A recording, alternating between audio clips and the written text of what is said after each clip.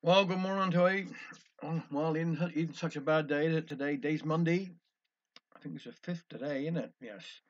So, what a weekend. We've had a fantastic time at the Gorseth at Come to Hell. I want to thank everybody that were involved. I mean, we had all this dry weather, and then on Saturday, the heavens opened up and they come down like steroids. But there we are. We managed to get it sorted. We stayed inside in the school. We had lots of people there. And I just want to say to all the volunteers from Hale, from Hale O'Como, the Hale WI, the Hale U3A, and all the other volunteers that took time to come up and sort things out and make it as easy as we could. And for all the teas that were made and the cakes, and I've got to say, Phillips of Hale provided a fantastic setup with their pastas, saffron, scones, jam, and cream. Well done to them too. Fantastic. What a fantastic thing. But really, really lovely. And this just shows what Ale. And we went to the church service yesterday over at Philek, at the church bells and all rang. Well, what an end to a fantastic weekend. And the Heritage Centre did a great job as well with their exhibitions. Well, and all the other little programs that was going on. I was getting too old to go out in the evening, so I um I took a rest in the evenings. But I will tell you that on Thursday, I got to point this up. I'm not very good at things like this, but I won two little prizes there.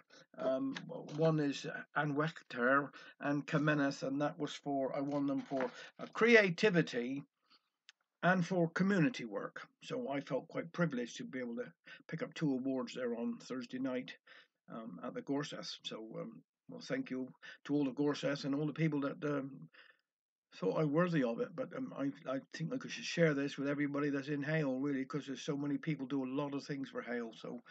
Um, but anyhow, thank you both. Thank you everybody for making Hale and for such short notice. I mean, we had a fantastic at the Bardic tea when the Grand Bard got up and he couldn't praise Hale enough, and because we'd only done it in a very very short time due to circumstances and to get it all organised. So well, the town council, what a fun, what they actually put in was great, fantastic. All the support that we had from them, and of course then the Federation um, deputy president got up and again he was singing all our praises down here. And then, of course, our lovely town mayor, Anne Marie Rance, what a fantastic speech she gave. And well, it's great for Hale. That's all I can say. Just hail, hail, hail. Well, there we are. Now, look, I've got enough of this yibber yabbering on.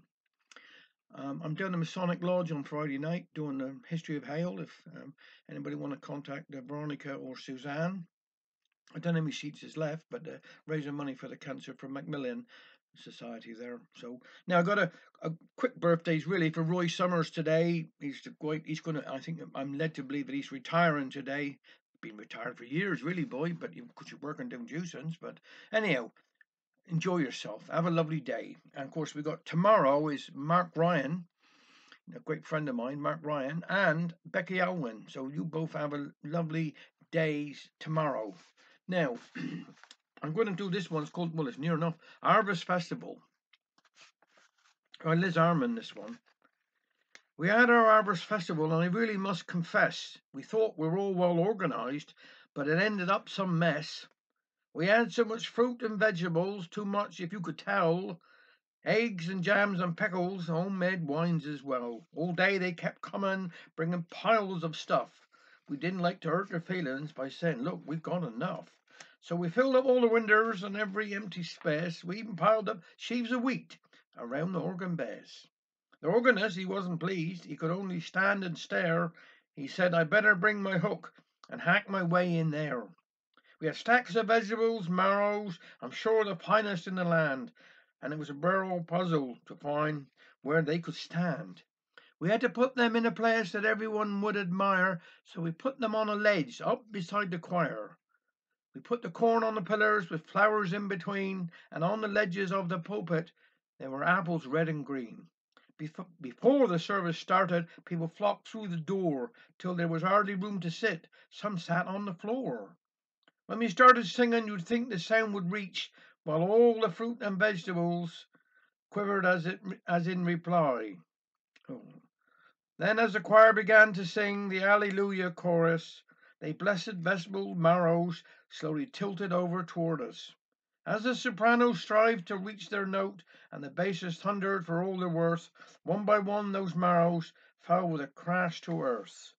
They fell upon the eggs in jars they set out in the artificial grass, and all that was left was broken shells and countless shards of glass. The parson started his sermon, holding an ancient garden fork, just as Uncle Jim's parsnip wine decided to blow his cork. A great fountain of liquid shot clean up in the air, then landed on Aunt Liz's hat and squashed it fair and square. She screeched out, "You varmint! My new hat is ruin! I've always said no good will come of this blinkin' brewin'." But our troubles were not over, for as we sang, "Plough the fields and scatter," the apples round the pulpit started dropping pitter patter. As he surveyed the carnage, the parson shook his head. "'Tis usual for this time for me to give you thanks," he said.